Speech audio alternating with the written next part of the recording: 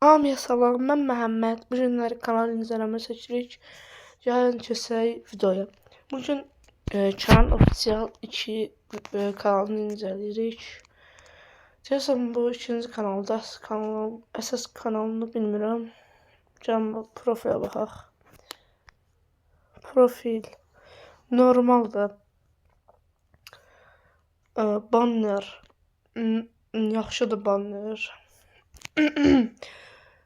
Açıqlama. Siz oxuyun, siz oxuyun.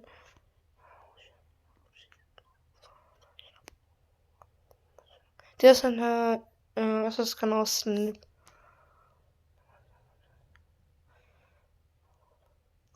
Yəni inşallah başarılara ulaşarsam kanalınıza.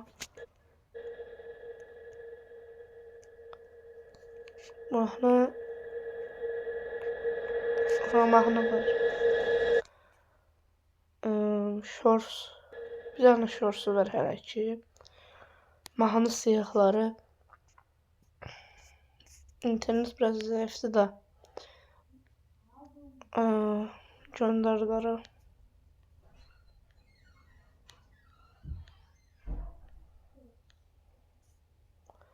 Göndərilər.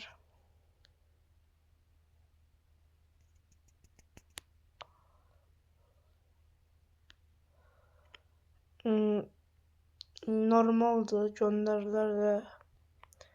Mahnı siyahları da yaxşıdır. En son izlenen videolarda izlenir yani. Я не готов без души. Хотя бы напиши мокрым асфальтом, скрипом шин. Мы друг от друга все спешим. Хочешь, просто расскажи, как сам чего болит. Пока я ставлю в своем доме твои треки на репит.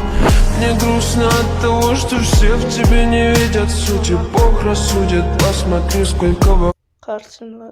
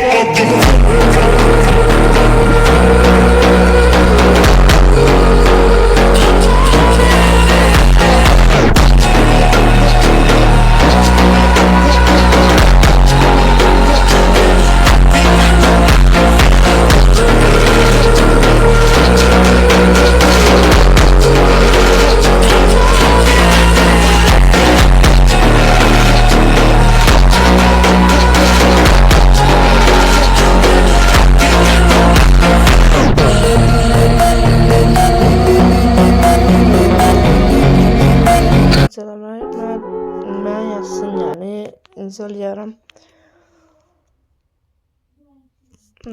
Öyle bir şey yok yani. İlk shorts'u da yani 1K izlenip böyle bir başarılı bu da. 234 abonesi var alt videoya. Halaldı. Yani ben bir ildə 500 abone oldum. O hardasa 10 ayda mı bilmirəm tam. 2 ayda deyəsən, 2-7 ayda deyəsən 200 abone oldu, halal olsun. Tam bilmirəm ama deyəsən belədim. Başka yani başka incələməli başka yerler yoktu kanalım. Yani inşallah burada uğurlar, başarılar yaşayarsın. İnşallah bir kalarsın. Neyse onda video buraya kadar olsun. Sağ olun, selamet kalın.